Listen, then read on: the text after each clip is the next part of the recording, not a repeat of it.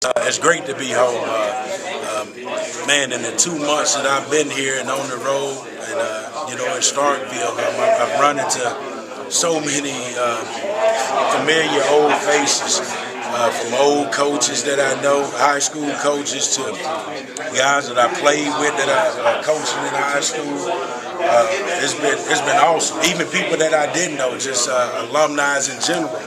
Whether it's Ole Miss or Mississippi State, you go into a high school, somebody knows you, because they understand the history of Mississippi football. So it's been awesome. From the time you left Ole Miss to now, what's the biggest difference between even with Ole Miss, Mississippi State and Ole Miss right now in terms of facilities? It's just a completely different world. It's totally different. It's totally different from facilities to what these guys are getting compared to what I got. The resources that they get from iPads to the cost of attendance money that they get. It's nuts. The technology that's involved nowadays, with Huddle and the recruiting process, is totally different than when I was coming out. And that really wasn't that far removed ago, to be honest with you. When you bring up your NFL background to the players and recruits alike, how do you? I guess that's a huge selling point. That you've been to that level, you've been in their shoes before. You're trying to teach them to get to that level. I am, but that's important. I absolutely want guys that want to play in the National Football League. To me, if you don't want to compete at the highest level possible, why even do it? But that can't be plan A. You know what I'm saying?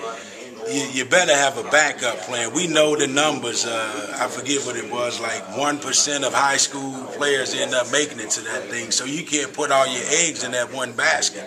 You better do a great job throughout the 4 or 5 years of the process with getting a great education. And I say education and not a degree, because to me it's a difference in the two. Not only that, but you better do a great job of building relationships throughout this thing. I think that's one of the reasons I'm in the position that I'm in now, is because of relationships. You don't ever want to burn a bridge that you may have to cross back. It may be, you better be great to your professor in class. You don't know, they may be the head of this, the head of that later on in life, and if you did an awful job of being a student in the classroom, they're not going to want to deal with you or hire you. So to me, it's bigger than just football again. You better do a great job of earning a great education and do a great job of relationship building along the way, because you don't know when you may have to go back.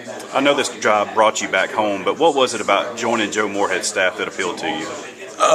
The fact that watching him do what he did at Penn State. Penn State was an average program prior to him getting there, and he turned things around fast, really fast. They became a top 10 in almost every offensive category out there. So for me to continue to improve as a coach, I want to see what Joe knows. I want to continue to learn and grow from him. And that, again, I said it to somebody earlier, that was a big reason why I came here, because I want to continue to grow and develop throughout this profession.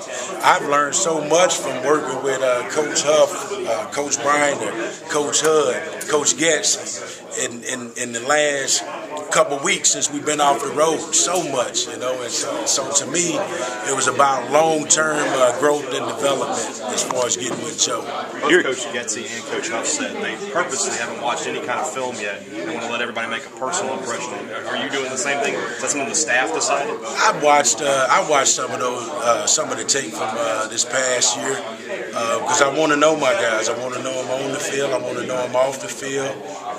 But I've been watching tape, studying their strengths and studying their weaknesses. I'm the type of coach I like to adjust to the player instead of making the player adjust to you. In my opinion, if we're great at something, let's continue to work and get better at it. But at the same time, if it's a weakness or area somewhere, we may dibble and dabble in it a little bit here and there, but you better adjust according to personnel and the people, in my opinion. Your impressions of the talent that you're inheriting this year?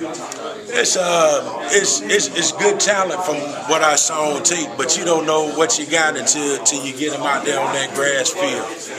How well will they adjust to what we do and what we envision? I don't know yet. I don't know their mental capacity right now. I don't know their limit right now. But that's my job as a coach to find and figure out throughout the course of this spring. You know your alma mater has been a source of discussion among a lot of MSU fans. Is it weird for you at all playing at Ole Miss and then coaching at Mississippi State? Not at all. Not at all. Again, I'm a Mississippi guy.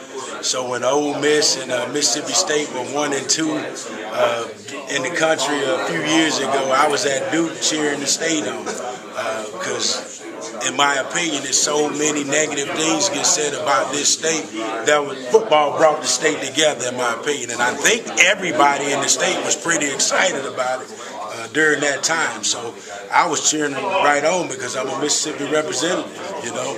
But it's not hard, again, because I'm not 17 to 22, you know. I'm an adult now, just like most of us grow into, and you make best decisions for you and your family, and that's what it became about.